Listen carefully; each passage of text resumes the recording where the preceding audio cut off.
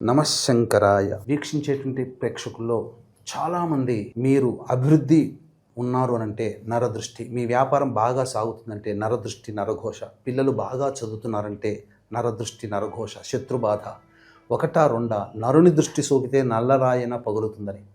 ఈ నరదృష్టి సోకితే పిల్లలు ఒక పట్టాన భోజనం చేయలేరు, పెద్దవాళ్ళు కూడా భోజనం ఉండదు, ఊరికే తేన్పులు వస్తూ ఉంటుంటాయి, శరీరం బలహీనంగా ఉంటుంది, కొద్దిగా తిన్నా కడుపు నిండినట్టుగా ఉంటుంది, కానీ శరీరం బలహీనత, ఇలా దేని యందు ఆసక్తి ఉండదు, ప్రతి పనులు కూడాను మెల్లగా అవుతూ ఉంటుంటాయి.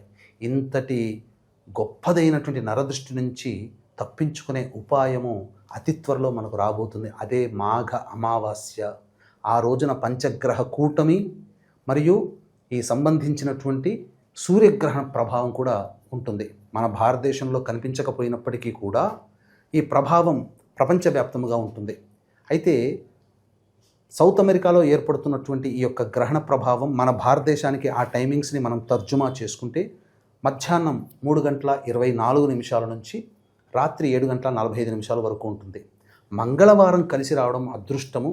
పైగా మంగళవారం రాహుకాలము మధ్యాహ్నం 3 గంటల నుంచి 4:30 వరకు ఉంటుంది. కాబట్టి కోటి సూర్యగ్రహణాల ప్రభావము అమావాస్య రావడం చాలా విశేషం.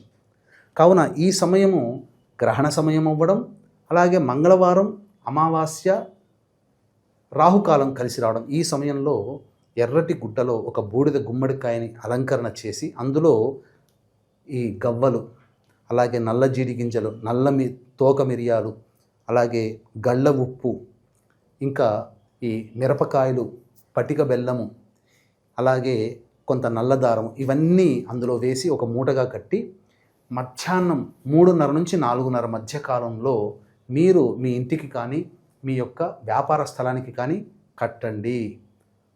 ఆ యొక్క ముందుగా ఈ యొక్క సంబంధించిన కాలభైరవ అష్టోత్తరంతో పూజ చేయండి ఆ గుమ్మడికాయకి. ఆ సమయంలో 3:30 నుంచి 4:30 మధ్య కాలంలో కట్టండి. అద్భుతం. మీకు నరదృష్టి నరఘోష పూర్తిగా పటాపంచలైపోతుంది. అలాగే మహాశివరాత్రి రోజున విశ్వేశ్వర దేవాలయ ప్రాంగణ సమీపంలో ప్రదోషకాల సమయంలో, నిశి సమయంలో ఈ యొక్క సంబంధించినటువంటి రుద్ర పారాయణాలు, రుద్రాభిషేకం జరపబడుతుంది. 15వ తారీఖు సాయంత్రం 6 గంటల లోపల మీ గోత్రనామాలు నమోదు చేసుకోవచ్చు. 17వ తారీఖు సూర్యగ్రహణం చెప్పాం కదా. వృషభ, మిథున, కర్కాటక, సింహ, తుల, వృశ్చిక, మకర, కుంభ, మీన రాశిలో జన్మించిన వారికి గ్రహణదోష ప్రభావం ఉంటుంది. కాబట్టి 17 మధ్యాహ్నం 3 గంటలకి గ్రహణదోష నివారణ పూజలు, హోమాలు, చండీ హోమం, మృత్యుంజయ, రుద్ర, సుదర్శన, కాలభైరవ, శనిదోష నివారణ పూజలు, హోమాలు జరిపించి శక్తిపాతం చేసినటువంటి కరుంగలి మాల ఇవ్వడం జరుగుతుంది.